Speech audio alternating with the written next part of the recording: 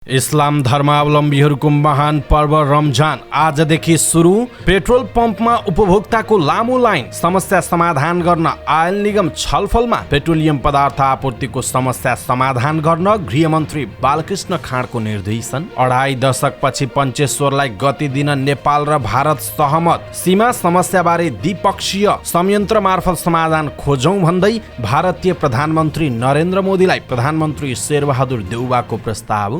प्रधानमन्त्री देउवाद्वारा भारत समक्ष थप 3वटा हवाई रूट उपलब्ध गराउन माग। नेपाल गरिब देश होइन रहेछ भनेकै कारण एमालेलाई सत्ताच्युत गरिएको एमालेका अध्यक्ष केपी शर्मा ओलीको दावी। कांग्रेसले देशको हित र आवश्यकतालाई हेरेर परराष्ट्र नीति सञ्चालन गर्ने नेपाली कांग्रेसका प्रवक्ता प्रकाश शरण महतको भनाई। माओवादीले जितेको स्थानीय तहमा मात्रै राम्रो काम भएको नेकपा माओवादी केन्द्रका अध्यक्ष पुष्पकमल दाहाल प्रचण्डको दावी। प्रधानमन्त्री शेरबहादुर देउवा र मोदीले हरियो झण्डा देखाए पछाडि गुड्यो नेपाली रेल। रेलको उद्घाटनपछि जनकपुर धाममा खुसियाली। नेपालीको रेल चढ्ने सपना पूरा भएको भौतिक पूर्वाधार तथा यातायात मन्त्री रेणु यादवको भनाई। अछामको बलात्कार मुद्दाको फैसला विरुद्ध माइतीघर मण्डलामा प्रदर्शन। गएको 24 घण्टामा नेपालमा थप 11 जनामा कोरोना भाइरसको संक्रमण पुष्टि। कुकुरले शव ल्याएको विषयमा अनुसन्धान गर्न सुर्खेत अस्पतालको अनुरोध।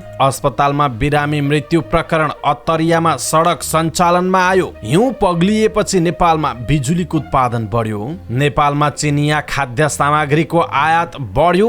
8 महिनामा 11.5 अर्बको तरकारी आयात, झण्डै 7 अर्बको आलु नेपाल भित्रियो। त्रिकोणात्मक T20 श्रृङ्खलामा दिपेन्द्रको शतकमा मलेसियामाथि नेपालको शानदार जित। कतारमा हुने विश्वकप फुटबलको समूह विभाजन ड्र सार्वजनिक। र समाचारको अन्त्यमा हेल्थ टिप्स अर्थात् स्वास्थ्यसँग सम्बन्धित जानकारीमा आज हामी फिट एन्ड फाइन रहन गर्नुपर्ने कुराहरू के हुन् यसको विषयमा जानकारी दिनेछौँ। हामीलाई अन्तिमसम्म हेर्नुहोला।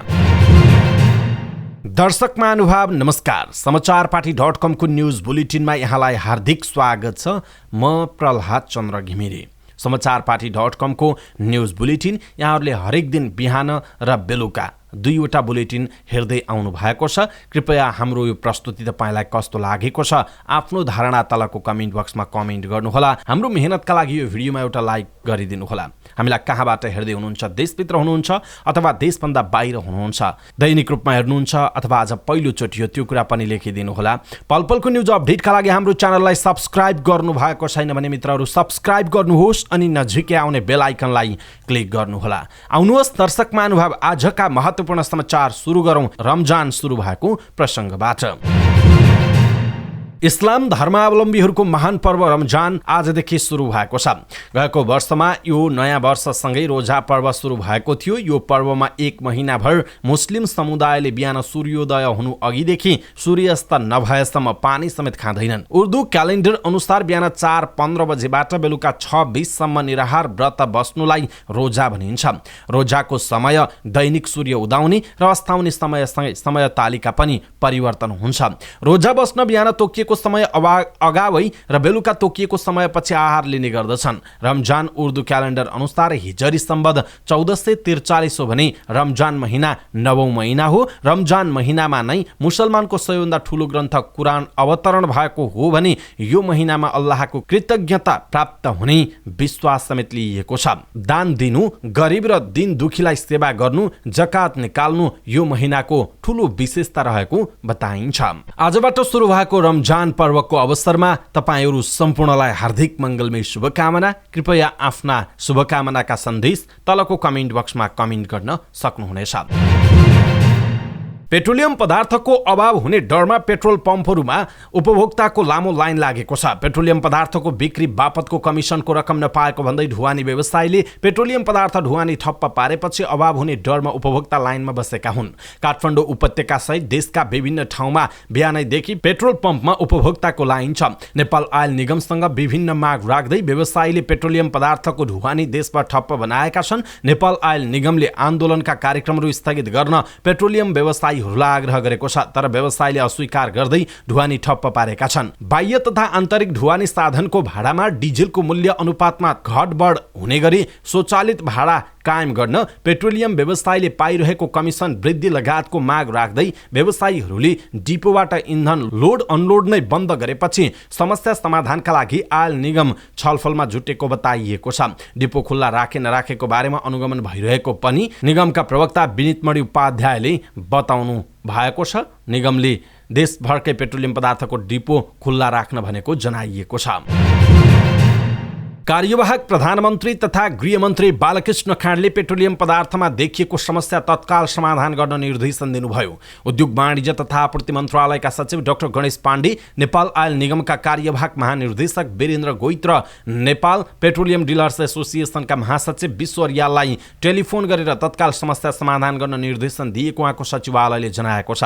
उहाँले अत्यावश्यक वस्तुमा समस्या देखिए सरकार नचाहँदै कठोर हुनुपर्ने पनि बताउनुभयो। व्यवसायीहरूले पेट्रोलियम पदार्थ बेचे नबेचेको अनुगमन गर्न कार्यवाहक प्रधानमन्त्रीले आफूहरूलाई निर्देशन दिएको र आफूहरूले जिल्ला प्रशासन कार्यालय काठमाडौँको सहयोगमा अनुगमन गरेको निगमका कार्यवाहक महानिर्देशक गोइतले जानकारी दिनुभएको छ।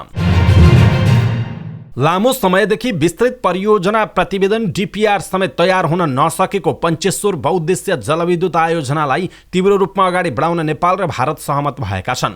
भारतको औपचारिक भ्रमणमा रहनुभएका प्रधानमन्त्री शेरबहादुर देउवा र उहाँका भारतीय समकक्षी नरेन्द्र मोदी बीच हैदराबाद हाउसमा प्रतिनिधिमण्डल स्तरीय द्विपक्षीय वार्तापछि आयोजित पत्रकार सम्मेलनमा सो आयोजनामा बाँकी रहेका काम अगाडि बढाउन सहमत भएको बताइएको छ।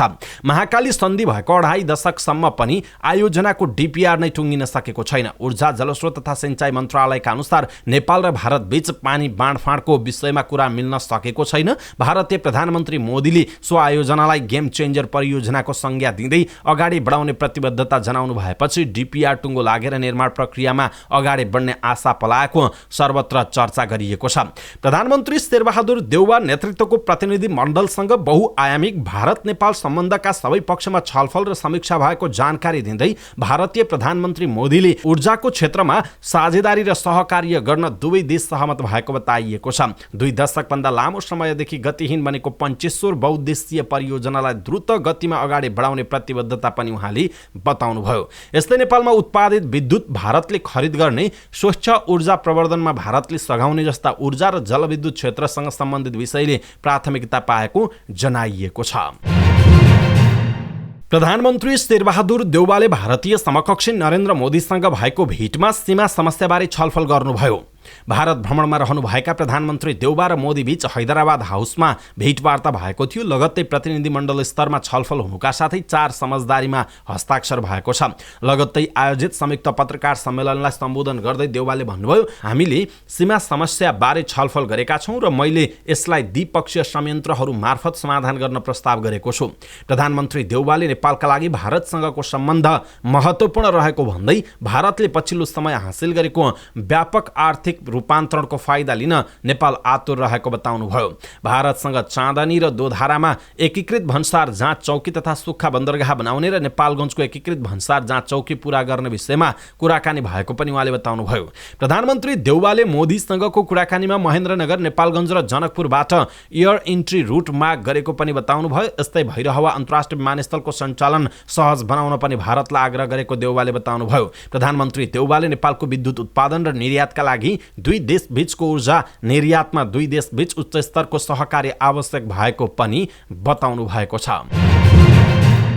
यसैबीच प्रधानमन्त्री शेरबहादुर देउवाले भारत समक्ष थप 3वटा हवाई रुट उपलब्ध गराउन माग गर्नु भएको छ। भारतीय प्रधानमन्त्री नरेन्द्र मोदीसँगको द्विपक्षीय वार्तापछि आयोजित संयुक्त पत्रकार सम्मेलनमा उहाँले भैरहवा स्थित अन्तर्राष्ट्रिय विमानस्थल सञ्चालनको विषयमा कुराकानी भएको बताउनुभयो। हामीले नागरिक उड्डयनको विषयमा पनि छलफल गरेका छौं। हामीले नेपालको आग्रह अनुसारको नेपाल प्रवेशको थप हवाई मार्ग माग गरेका छौं। महेन्द्रनगर, नेपालगञ्ज र जनकपुरबाट माग गरेका छौं। भैरहवा स्थित अन्तर्राष्ट्रिय विमानस्थलको सञ्चालनका लागि सहयोगका लागि आग्रह गरेका छौं, देउवाले भन्नुभएको छ। दर्शक महानुभाव, नेपालका प्रधानमन्त्री शेरबहादुर देउवा र भारतीय प्रधानमन्त्री नरेन्द्र मोदी बीच भएको वार्ता, मिडियामा आएका विभिन्न खालका खबरहरू र देउवाले उठाएको पञ्चेश्वरको विषय लगायतका जुन 4वटा समझदारी भएका छन्, हवाई रुटको विषयहरू रहेको छ, भन्सारका कुराहरू छन्, यसप्रति तपाईँको धारणा के छ? आफ्नो धारणा तलको कमेन्ट बक्समा कमेन्ट गर्नुहोला। र सबैको चासो रहेको नेपाल भारतको जुन सीमा विवादको विषय छ, त्यो सीमा विवादको विषय के यो वार्ताले समाधान गर्न सक्ला अथवा तपाईलाई के लाग्छ आफ्नो कुरा तलको कमेन्ट बक्समा कमेन्ट गर्नुहोला। नेकपा एमालेका अध्यक्ष केपी शर्मा ओलीले नेपाल गरिब देश होइन रहेछ भन्ने राष्ट्रिय आत्मनिर्भरता विकास गरेर देखाएको परिणाम आफ्नो पार्टीलाई सत्ताच्युत गरिएको दावी गर्नुभएको छ। नेकपा एमाले खोटाङले दिक्तेलको माटी कोरे खेल मैदानमा आयोजना गरेको जनसभालाई सम्बोधन गर्दै अध्यक्ष ओलीले हामी आफै विकास गर्न सक्छौं भन्ने राष्ट्रिय स्वाभिमानको भावना जागृत गराएकै परिणाम विरोधीले एमालेलाई सरकारबाट हटाएको बताउनुभयो। वृद्ध वृद्धालाई भत्ता आफ्नो गाउँ आफै बनाउँदेखि विकासको नयाँ लहर ल्याएको देखेर आत्तिएका विरोधीले षड्यन्त्र गरेर परमादेश मार्फत एमालेलाई प्रतिपक्षको ठाउँमा पुर्याएको अध्यक्ष ओलीको भनाइ छ।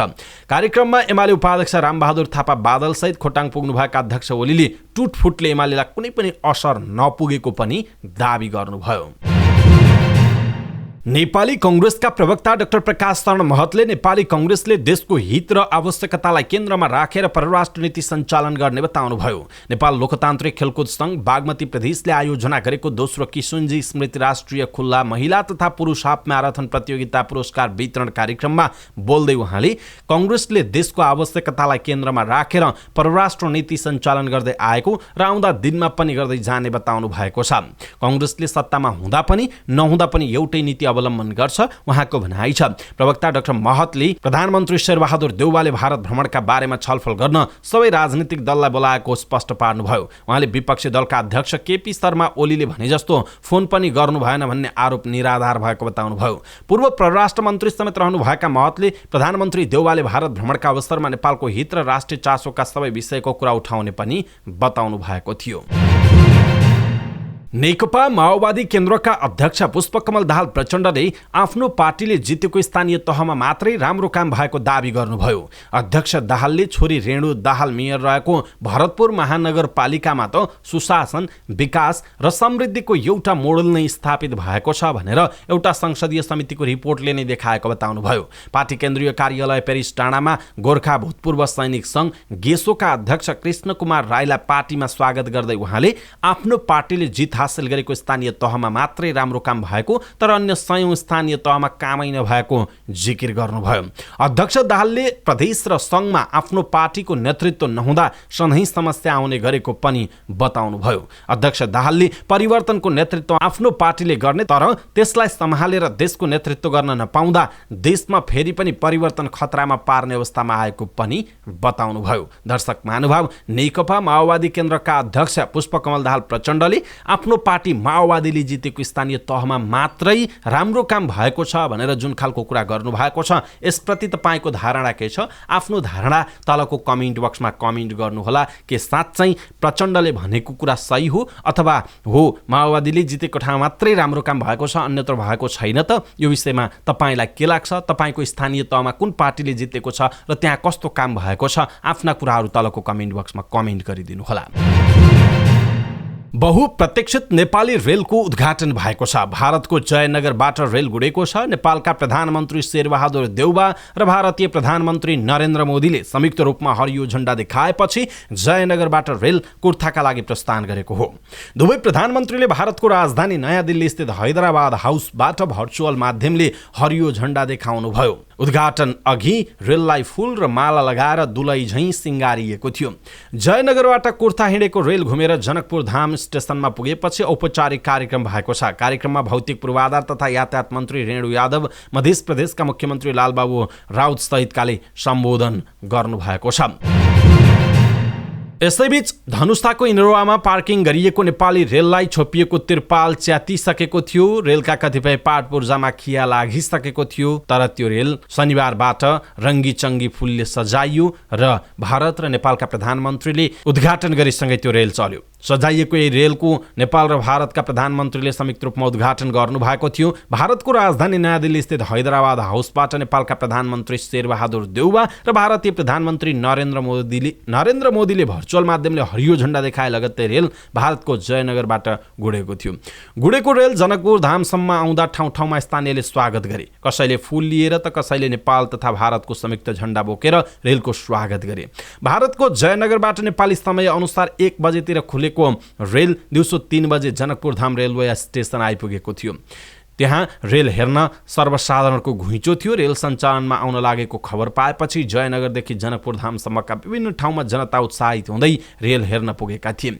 बालबालिकादेखि वृद्धसम्मका व्यक्तिहरू फूल र दुई देशका झण्डासहित रेललाई स्वागत गरेका छन्। रेल हेर्न ठाउँ ठाउँमा स्थानीय जम्मा भएका थिए। उद्घाटन भएको रेल आइतबारदेखि सञ्चालनमा आउनेछ। दैनिक 2 पटक जयनगरदेखि कुर्थासम्म रेल सञ्चालन हुने रेलवे विभागका महाप्रबन्धक निरञ्जन झाले जानकारी दिनुभएको छ।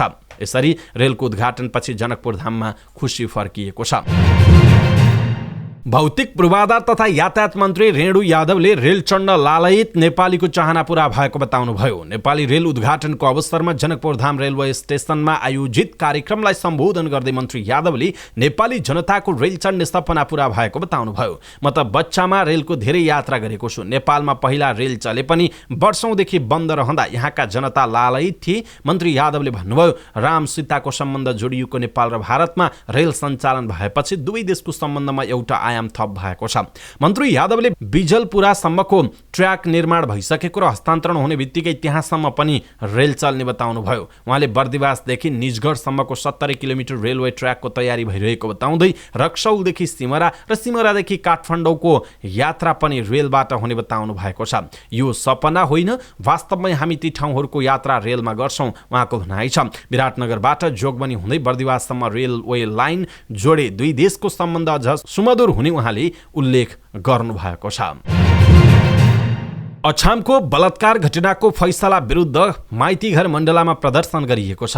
अछाम फैसला मान्दैनौ, महिला माथिको शोषण बन्द गर, पितृसत्तात्मक व्यवस्था मुर्दाबाद, भ्रष्ट न्यायालय मुर्दाबाद लगायत नारा लेखिएका ब्यानरसहित विरोध प्रदर्शन गरिएको हो। अछाम जिल्ला अदालतले किशोरी बलात्कारको मुद्दामा गरेको फैसला त्रुटिपूर्ण र खेदजनक रहेको भन्दै उक्त फैसलाको विरोधमा प्रतिरोध जनअधिकार आन्दोलनले प्रदर्शन गरेको हो। कार्यक्रममा संयोजक मध्ये एक अधिकारकर्मी मनोज खतिवडाले यसलाई अछामको घटनाको विषय मात्र नभएर पितृसत्तात्मक र पुँजीवादी व्यवस्थाको चरित्र भएको बताउनुभयो। घर घर टोलटोलहरूमा महिलाहरू उत्पीडित छन्। महिला माथिको न्याय व्यवस्था नै त्यही हो जुन अहिले देखिरहेका छौं। व्यवस्थामा नै समस्या छ। यो पितृसत्तात्मक न्यायालयले महिलाहरूलाई न्याय दिने होइन, प्रताडित गर्छ, अधिकारकर्मी खतिवडाले भन्नुभएको छ। मनोजले बलात्कारका घटनालाई गाउँ गाउँमा मेलमिलाप गराउने, ती कुरालाई सदर गरिदिने, संवेदनशीलता प्रयोग नगर्ने, पीडितहरूलाई नै दोषी ठहर्याउने काममा अदालत नै सहयोगी भएको भन्दै युगौंदेखि महिलामाथि दमन र अत्याचार भएकोमा यस विरुद्ध लड्नु पर्ने पनि बताउनुभयो। दर्शक महानुभाव, अछाममा भएको यो घटनाको विषयमा तपाईलाई के लागेको छ? आफ्नो कुराहरू तलको कमेन्ट बक्समा कमेन्ट गर्न सक्नुहुनेछ। गएको 24 घण्टामा नेपालमा 11 जनामा कोरोना भाइरसको संक्रमण पुष्टि भएको छ। स्वास्थ्य तथा जनसङ्ख्या मन्त्रालयका अनुसार 2083 जनामा गरिएको PCR परीक्षणमा 10 जना र 1277 एन्टिजेन परीक्षणमा 1 जना गरी 11 जनामा संक्रमण पुष्टि भएको हो। मन्त्रालयका अनुसार गएको 24 घण्टामा कोरोना संक्रमण मुक्त हुनेको संख्या 90 रहेको छ। अहिले देशभर कोरोना भाइरसका सक्रिय संक्रमितको संख्या 942 रहेको छ। संक्रमित मध्ये 902 जना होम आइसोलेसनमा र 40 जना संस्थागत आइसोलेसनमा छन्। यस्तै 16 जना आइसियुमा र 2 जना भेन्टिलेटरमा उपचाररत रहेको जनाइएको छ। प्रदेश अस्पताल सुर्खेतले अस्पताल परिसरमा कुकुरले नवजात शिशुको शव च्यापेर हिँडिरहेको घटनालाई अनुसन्धान गरी दोषीलाई कारबाही गर्न अनुरोध गरेको छ। कुकुरले नवजात शिशुको शव च्यापेको फोटो बिहानैदेखि सामाजिक सञ्जालमा भाइरल भएपछि अस्पताल प्रशासनले घटनामा आफ्नो लापरवाही नभएको प्रष्टीकरण दिएको हो। अस्पतालले दोषीलाई कानुनी दायरामा ल्याउन प्रहरीलाई पत्राचार गरिसकेको जनाएको छ। अस्पतालका प्रवक्ता डाक्टर विकास केसीले कुकुरले शव च्यापेर हिँडिरहेको देख्नासाथ चिकित्सक तथा नर्सिङ अधिकृतलाई परिचालन गरी छानबिन सुरु गरेको जानकारी दिनुभयो। डाक्टर केसीद्वारा हस्ताक्षरित विज्ञप्तिमा भनिएको छ, सीसीटीभी फुटेज हेर्दा अस्पतालको उत्तरतर्फको झाडी भएको क्षेत्रबाट बिहान 7:30 बजेतिर कुकुरले मृत शिशु च्यापी अस्पतालमा प्रवेश गरेको देखिन्छ। नवजात शिशुको रेकर्ड हेर्दा विगत 1 हप्तादेखि 2 जनाको मात्र मृत्यु भएको र ती सब आफ्नो संस्कार अनुसार अन्त्येष्टि गर्न अभिभावकलाई जिम्मा लगाइएको विज्ञप्तिमा उल्लेख छ। यसैबीच शनिबार बिहान अस्पताल भर्ना भएका एक बिरामीका कुरुवाले तस्बिर सामाजिक सञ्जाल फेसबुक मार्फत सार्वजनिक गर्नासाथ अस्पतालको लापरवाही भन्दै टिप्पणी भएको थियो। कुकुरले टाउको नभएको शिशुको शव च्यापेर हिँडिरहेको देखेपछि अस्पतालका सुरक्षा गार्डले कुकुरबाट त्यो शव खोसेका थिए। प्रसुति वार्डबाट कुकुरले शिशु लिएको अफवाह फैल्याइएको भन्दै अस्पताल प्रशासनले आपत्ति पनि जनाएको छ। कैलालीको अत्तरियामा रहेको पद्मा अस्पतालमा एकजना बिरामीको ज्यान गएपछि बन्द गरिएको सडक सञ्चालनमा आएको छ। अस्पतालमा उपचाररत गोदावरी नगरपालिका 3 का 38 वर्षीय विनोद कुमार बोहराको ज्यान गएपछि अत्तरियामा सडक बन्द गरिएको थियो। अवरोध हटेर गाडीहरू अहिले सञ्चालनमा आएको प्रदेश ट्राफिक प्रहरी कार्यालय अत्तरियाले जनाएको छ। आक्रोशित आफन्त र अस्पताल बीच सहमतिको प्रयास भएको बताइएको छ। डाक्टरको लापरवाहीका कारण ज्यान गएको भन्दै आक्रोशित मृतकका आफन्तले अस्पतालमा ढुङ्गामुढा पनि प्रहार गरेका थिए। ढुङ्गामुढा प्रहारबाट अस्पताल बाहिरका सिसा फुटेका छन्। आक्रोशित भिड तितर बितर गर्न प्रहरीले अश्रु ग्यास प्रहार गरेको थियो। हिउँ पग्लिएसँगै नदीमा जल सतह बढेपछि ऊर्जा उत्पादनमा सकारात्मक प्रभाव परेको छ। मर्स्याङ्दी करिडोर, त्रिशुली करिडोरका आयोजना र माथिल्लो तामाकोसीमा समेत जल सतह बढेको छ। जल सतह बढ्दा बिजुलीको उत्पादन समेत तुलनात्मक रूपमा बढेको छ। नेपाल विद्युत प्राधिकरणका आफ्ना विद्युत उत्पादन गृहहरूले हिउँदको समयमा पनि बढी बिजुली उत्पादन गरेका छन्। प्राधिकरणका प्रवक्ता सुरेश भट्टराईका अनुसार नदीमा जल सतह बढ्न गई प्राधिकरणका आफ्ना विद्युत गृहका उत्पादन अपेक्षित रूपमा बढेको छ। उहाँले 144 मेगावाट क्षमताको कालीगण्डकी एले यति बेला 118 मेगावाटसम्म बिजुली नियमित रूपमा उत्पादन गरिरहेको जानकारी दिनुभयो। यति बेला यो आयोजनाले मात्रै 65 मेगावाट बराबर मात्र बिजुली उत्पादन गर्दथ्यो। दिनभरि पानी थुनेर राख्दा सो आयोजनाबाट पूर्ण क्षमतामा नै बिजुली उत्पादन हुने अवस्था आएको छ। यस्तै 70 मेगावाट क्षमताको मध्य मर्स्याङ्दीले पनि 62 मेगावाट बराबर बिजुली उत्पादन गरिरहेको छ। त्यस्तै 69 मेगावाट क्षमताको तल्लो मर्स्याङ्दीले पनि विगतका वर्षहरूको तुलनामा बढी बिजुली उत्पादन गरिरहेको छ।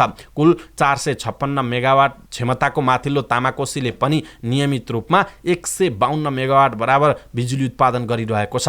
यस वर्ष हिमाल र हिमरेखामा बढी हिउँ परेको तथा गर्मी पनि छिट्टै सुरु भएकाले नदीमा जलसतह बढ्न गएको बताइएको छ। रसुवागढी नाकाबाट चालु आर्थिक वर्ष 2078-79 को 8 महिनामा 284 टन चिनिया खाद्य सामग्रीको आयात भएको छ। खाद्य आयात तथा निर्यात गुणस्तर प्रमाणीकरण कार्यालय रसुवाको तथ्याङ्क अनुसार फूल तथा सागपात जन्य 85.53 टन, खाद्यान्न दलहन तथा अन्य 31.9 टन, त्यस्तै गरी मसला जन्य 14.93, मासु जन्य 23.46, दुग्ध जन्य 8.2, चिया तथा कफी जन्य 38.45, माछाको अचार 14.4 टन र बदाम, सिजनिङ पाउडर, अजिना मोटो, रेड विन पेस्ट, डोमा लगायतका 61.67 टन खाद्य सामग्री आयात भएको जनाइएको छ। गएको आर्थिक वर्ष 2077-78 मा 260 टन चिनिया खाद्य सामग्री आयात भएको कार्यालयको तथ्याङ्क छ।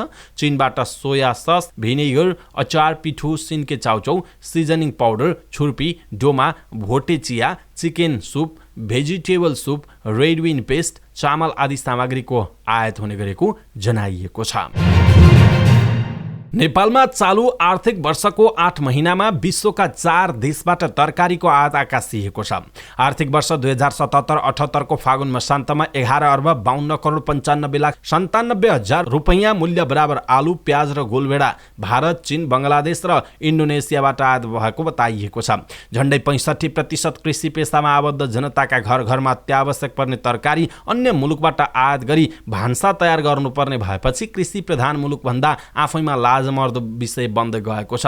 सबैभन्दा धेरै आलु भारतबाट 6 अर्ब 56 करोड 46 लाख 43 हजार रुपैयाँ र बङ्गलादेशबाट 24 करोड 81 लाख 59 हजार रुपैयाँ गरी कुल 6 अर्ब 81 करोड 28 लाख 2 हजार मूल्य बराबरको आयात भएको छ। भारतबाट 25 करोड 81 लाख 32 हजार 837 र बङ्गलादेशबाट 1 करोड 46 लाख 38 हजार 800 किलो आलु आयात भएको छ। सोही अवधिमा 4 अर्ब 30 करोड 54 लाख 39 हजार रुपैयाँ मूल्यको प्याज भारत र चीनबाट आयात भएको छ। भारतबाट 11 करोड 55 लाख 32 हजार 687 किलो र चीनबाट 73 हजार 680 किलो प्याज आयात भएको बताइएको छ। गत साउनदेखि फागुनसम्मको 8 महिनाको अवधिमा 41 करोड 13 लाख 56 हजार मूल्यका गोलभेडा आयात भएको छ। भारतबाट 41 करोड 13 लाख 45 हजार र इन्डोनेसियाबाट 11 हजार मूल्यका गोलभेडा आयात भएको भन्सार विभागको तथ्याङ्कमा उल्लेख छ। सो अवधिमा भारतबाट 3 करोड 80 लाख 4 हजार 339 किलो र इन्डोनेसियाबाट 625 किलो गोलभेडा आयात भएको उल्लेख गरिएको छ। दिपेन्द्र सिंह ऐरीले शानदार शतक प्रहार गरेपछि नेपालले त्रिकोणात्मक टी20 श्रृङ्खला अन्तर्गत शनिबार भएको अन्तिम लिग खेलमा मलेसियालाई 85 रनले पराजित गरेको छ। कीर्तिपुर स्थित त्रिवी क्रिकेट मैदानमा दिपेन्द्रले एक साताभित्रै दोस्रो शतक प्रहार गर्ने क्रममा अभिजित 110 रन बनाउँदा नेपालले मलेसियालाई 223 रनको लक्ष्य दिएको थियो, तर मलेसिया एक बल अगावै 138 रनमा अल आउट भयो। नेपाल, मलेसिया र पपुवा न्युगिनी PNG सम्मिलित श्रृङ्खलामा यस अघि नै लगातार 3 खेल जितेर फाइनलमा स्थान पक्का गरिसकेको नेपाल अपराजित रहँदै शीर्ष स्थानमा रह्यो। मलेसिया पराजित हुँदा PNG भाग्यमानी बन्दै दोस्रो स्थानमा रहेर फाइनलमा पुग्यो। अब नेपालले फाइनलमा PNG सँग प्रतिस्पर्धा गर्ने जनाइएको छ। कतारमा आयोजना हुने फिफा विश्वकप फुटबलको समूह विभाजन ड्र सार्वजनिक भएको छ। फिफाले विश्वकपमा सहभागी हुने 32 राष्ट्रलाई वरियता क्रममा राखेर ड्र गरेको हो। सार्वजनिक ड्र अनुसार समूह ए मा कतार, नेदरल्यान्ड्स, सेनेगल र इक्वेडर छन्। त्यस्तै समूह बी मा इङ्ल्यान्ड, अमेरिका, इरान रहेका छन् भने समूह सी मा Argentina, Mexico, Poland, Saudi Arabia रहेका छन्। त्यस्तै साबिक विजेता फ्रान्स समूह डी मा परेको छ। यो समूहमा फ्रान्ससँगै डेनमार्क, ट्युनिसिया र प्लेअफबाट आउने एक टोली रहनेछ। त्यस्तै समूह ई मा उपाधि दावेदार स्पेन र जर्मनीका साथै जापान परेको छ। समूह एच मा पोर्चुगल, उरुग्वे, दक्षिण कोरिया र घाना छन् भने समूह जी मा ब्राजिल, स्विजरल्यान्ड, सर्बिया र क्यामरुन रहेका छन्। उद्घाटन खेलमा आयोजक कतारले इक्वेडरसँग प्रतिस्पर्धा गर्नेछ। कतार विश्वकप आगामी नोभेम्बर 21 देखि डिसेम्बर 18 तारिकसम्म हुने जनाइएको छ। र समाचारको अन्त्यमा हेल्थ टिप्स अर्थात् स्वास्थ्यसँग सम्बन्धित जानकारीमा आज हामी फिट एन्ड फाइन रहन गर्नुपर्ने सामान्य 9 कुराहरू के हुन् त यसको विषयमा जानकारी दिनेछौँ। हामीलाई अन्तिमसम्म हेर्नुहोला। सबै नेपालीहरू माझ पुर्याउनका लागि यो भिडियोलाई सक्दो सेयर गर्न नबिर्सिनुहोला। स्लिम र आकर्षक हुन खाना खान छोड्नुपर्छ भन्ने होइन, केही कुरामा ध्यान दिए शरीरलाई फिट एन्ड फाइन राख्न सकिन्छ। त्यसो त के गर्नुपर्छ त? थोरै थोरै खाइरहने। तपाईँ छिनछिनमा केही खाइरहनुहुन्छ भने दिमागमा भोक लागेको कुरा आउँदैन र क्यालोरीयुक्त खानेकुराको चाहना हुँदैन। बिस्तारै बिस्तारै खाने, स्वाद लिएर बिस्तारै बिस्तारै खाना खानुभयो भने तपाईँले पेट भरिएको महसुस गर्नुहुनेछ। छिटो छिटो खाने गरियो भने त्यस्तो अनुभव गर्न सकिँदैन। अर्को हो निन्द्रा पुर्याउने। केही शोधले निन्द्राको कमी तौल बढ्नुको कारण बताएका छन्। अनिन्द्रामा तपाईँ तनाव महसुस गर्नुहुन्छ। तनावसँग सम्बन्धित हार्मोनले शरीरमा अत्याधिक मात्रामा पानी बढाइदिने गर्छ। यसले तपाईँको तौल बढ्न सक्छ। अर्को हो धुम्रपान र अल्कोहलबाट टाढै बस्ने। फिट रहन चाहनुहुन्छ भने धुम्रपान र मदिराजन्य वस्तुबाट टाढा रहनुहोला। अत्याधिक रक्सी सेवनले शरीरमा विभिन्न रोग निम्त्याउँछ। धुम्रपानले शरीरका महत्त्वपूर्ण अङ्गहरूमा गम्भीर रोग गराउनेदेखि क्यान्सर समेत गराउन सक्छ। अर्को हो बाहिर नखाने। बाहिर रेस्टुरेन्टमा गएर खानुभन्दा घरको खाना खानु स्वास्थ्यका लागि राम्रो हुन्छ। घरको खाना ताजा र स्वास्थ्यवर्धक हुन्छ। बाहिरको खानामा क्यालोरीको मात्रा बढी हुने गर्छ। अर्को हो शाकाहारी खाना धेरै खाने। मांसाहारी भोजनमा पोषक तत्त्व बढी हुन्छन् जसले मोटोपनलाई सघाउँछ। हरियो सागसब्जी, गेडागुडी आदिले शरीरलाई स्वस्थ र फिट राख्न मद्दत गर्छन्। सही मात्रामा खाना खाने। खाना नै नखाई डाइटिङ गर्नुभन्दा खाइरहेको खानाको मात्रा कम गर्नु राम्रो हुन्छ। सानो प्लेट या थालमा खाना खानु राम्रो हुन्छ। अर्को हो ससाना काम गर्ने। शरीरलाई फिट र फुर्तिलो राख्न ससाना घरायसी काम गर्नुपर्छ। यस्तो कामले तपाईँको शरीरको एक्स्ट्रा क्यालोरी कम गर्छ। सरसफाइ, फुलबारीमा गोडमेल आदि पनि राम्रा शारीरिक अभ्यासहरू हुन्। अर्को हो शरीरलाई सक्रिय राख्न व्यायाम तथा हिँडडुल गर्ने। खानपिनमा ध्यान दिए पनि तपाईँ निष्क्रिय हुनुहुन्छ भने पनि शरीरमा रोग तथा समस्या आउन सक्छ। त्यसकारण शरीरलाई सक्रिय राख्न जरुरी हुन्छ। त्यसका लागि तपाईँले व्यायाम गर्न सक्नुहुन्छ। नियमित व्यायाम गर्न नसके पनि तपाईँ दैनिक हिँडेर भए पनि स्वस्थ रहन सक्नुहुन्छ। दैनिक करिब 4 किलोमिटर भन्दा बढी हिँड्नु स्वास्थ्यका लागि फाइदाजनक छ। अवस्था दर्शक महानुभाव, आजका महत्त्वपूर्ण समाचारहरू यति नै। हामीले प्रस्तुत गरेका समाचारहरूप्रति तपाईँको धारणा के छ? आफ्नो धारणा तलको कमेन्ट बक्समा कमेन्ट गर्नुहोला। हाम्रो मेहनतका लागि यो भिडियोमा एउटा सानो लाइक अवश्य गर्नुहोला। दर्शक महानुभाव, पलपलको न्युज अपडेटका लागि हाम्रो च्यानललाई सब्स्क्राइब गर्नुहोस् अनि नजिकै आउने बेल आइकनलाई क्लिक गर्नुहोला। अब हाम्रो भेट समाचार पार्टी न्युज बुलेटिनको साँझ पख भेट हुनेछ। समाचारपार्टी.com हेर्दै गर्नुहोस्। नमस्कार।